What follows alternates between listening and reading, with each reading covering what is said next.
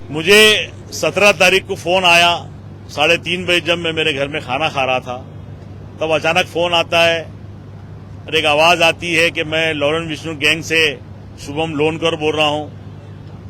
अगर पता करना है तो गूगल पे पता कर लो मैं कौन हूं। मैं वही हूं जिसने बाबा सिद्दीकी को दिन दहाड़े मारा।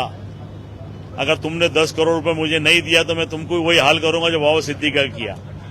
तो मैं फोन पे समझा रहा था कि भाई मैं एक सामान्य परिवार का आदमी हूं, आमदार हूं। इसका मतलब ये थोड़ी हूं कि पैसे वाला हूं। लोगों का प्रेम है, लोगों के लिए मैं काम करता हूं, इसलिए जनता ने मुझे चुनकर दी। मैं आमदार हूं इसलिए मैं करोड़ों रुपए लेकर कहां घूमूंगा। वो मुझे बात समझने को तैयार नहीं। उसके बाद में 2 कॉल आए, मुझे जान से मारने की धमकी दी, मेरे परिवार को मारने की धमकी दी। आज नहीं मिलेगा तो कल मिलेगा, 2 महीने बाद मिलेगा, 1 साल बाद मिलेगा, जहां मिलेगा करेंगे। ये शिकायत लेके मैं अकोला एसपी के पास पहुंचा। अकोला एसपी ने वहां पे उसको दखल ली।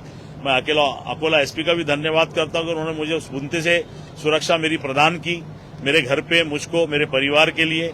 लेकिन आज अफसोस की ये बात है कि जिस विधान भवन का मैं सदस्य हूं, आज मेरे गढ़ नेता विजय वडेट्टीवार ने वो आवाज उठाई।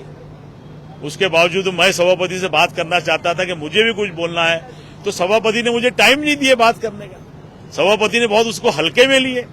सभापति महोदय, मैं भी सभी आपके चैनल के माध्यम से कहता हूं कि सभापति महोदय, साजिद पठान अपनी जान की भीख नहीं मांग रहा था आपसे, ना मैं मांगूंगा। मैं खुदा का बंदा हूं, मुझे यकीन है कि मौत सिर्फ एक बार आएंगी और वो जब तय करेगा तब आएंगी। लेकिन मैं ये बताना चाह रहा था हाउस में खड़े रह के कि एक विधानसभा के सदस्य यानी आमदार को फिरौती की धमकी आ सकती है, तो महाराष्ट्र में सामान्य जनता के लिए और व्यापारी के लिए क्या सुरक्षा है? सुरक्षा हमारी कहां गई? इतनी बड़ी सरकारें हम चला रहे, मंत्रिमंडल हम चलाते हैं, कैबिनेट में हम बैठ के फैसले लेते हैं, हाँ? तो सुरक्षा व्यवस्था कहां गई? एक आमदार को अगर धमकी का फोन आ सकता तो आम आदमी के साथ में क्या हो रहा होगा? मैंने तो बोल दिया, कोई लोग तो बताते भी नहीं होंगे। तो ये जो व्यवस्था के खिलाफ में मैं बात करना चाहता था। अध्यक्ष महोदय को इस बात की कहीं डर तो नहीं था कि मैं उनसे सवाल करूं, लेकिन मैं सवाल करने के लिए अकोला से बंबई आया हूं। मैं अगर डरने वाला होता तो अपने घर में दुबक के बैठ जाता। मुझे यकीन है कि जो एक आदमी मुझे चाहता है उससे कहीं ज्यादा लोग मेरे लिए दुआएं कर रहे हैं मस्जिद और मंदिरों के अंदर। मेरे को चाहने वालों की फहरिस्त मेरी बड़ी है, इसलिए मेरा कुछ होने वाला नहीं है। लेकिन मैं इस व्यवस्था के खिलाफ में आवाज उठाने के लिए हाउस में आया था। अफसोस कि मुझे सभापति ने बात नहीं करने दी। ऐसे विषय में अगर बात नहीं करना देंगे तो आप क्या बात करेंगे? तो मैं आपके चैनल के माध्यम से, भले मुझे हाउस में जगह नहीं मिली, लेकिन मैं मीडिया के माध्यम से उन सारे मगरूर सत्ताधारियों को आंख में आंख डाल के बोलना चाहता हूं कि अपनी हालतें सुधारो। एक आमदार को अगर फिरौती का फोन आ सकता है तो आम जनता के साथ में आप क्या कर रहे होंगे, उसकी सुरक्षा का यह सवाल करता हूं। आपको कितनी ये शिकायत की एसपी के पास, तो उन्होंने कुछ इन्वेस्टिगेशन अब तक किया होगा क्या? कुछ कहां से लिंक? जरूर अकोला एसपी पे मुझे बहुत भरोसा है। उन्होंने अच्छी इन्वेस्टिगेशन की।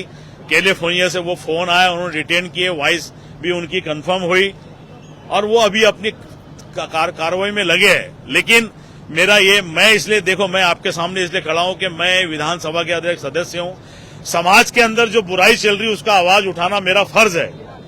इसलिए आज मैं अकोला से बंबई आया हाउस में बात करने के लिए, और अफसोस के सभापति ने मुझे टाइम नहीं दिया बात करने का।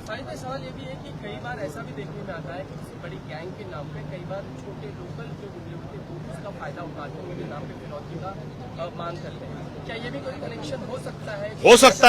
हो सकता है, मैं इससे इनकार नहीं करता। यही तो मैं सरकार से पूछना चाह रहा हूं कि 17 तारीख को मेरी एफआईआर हुई, आज की तारीख देख लो क्या है। अभी तक सरकारें कर क्या रही? एक आमदार के ऊपर फिरौती की रकम, उसको जान से मारने की धौस, और जो हाल बाबा सिद्दीकी के किए वो 13 करेंगे, ऐसा बोल के जब धमकाया जा रहा है, तो यहाँ के मुख्यमंत्री और यहाँ का पूरा डिपार्टमेंट और खास तौर से सभापति खामोश क्यों है? मैं तो इस हाउस का सदस्य हूं और सभापति तो सभी के हैं। सिर्फ मैं कांग्रेस का आमदार हूं इसलिए मेरी आवाज नहीं सुने जा रही। ठीक है, अगर आप नहीं सुनेंगे तो मैं जनता के बीच में जाके बात करूंगा। आपको टारगेट करने का रीजन क्या है? मतलब अभी तो सभी मैं यही टारगेट हो रहे हैं, अभी आपको टारगेट नहीं, मैं यही तो पूछना चाह रहा था सभापति महोदय से कि भैया मुझको आमदार समझ के टारगेट किया जा रहा, तो सरकार ने इसके अंदर क्या पहल की, क्या छानबीन की, अभी तक क्या हुआ, मुझे कुछ पता ही नहीं चल रहा। और मेरे जैसे सामान्य आदमी को फोन आने की वजह समझ में मुझे भी नहीं आ रही, क्या कारण है फोन आने का। मैंने क्या, अकोला एसपी ने फोन किए, चेक किए, कैलिफोर्निया से फोन है, इंटरनेशनल कॉल थ्रेड है, मेरे पास वॉइस रिकॉर्डिंग है, मैंने सबको दिया हूं। आप चेक कर लो।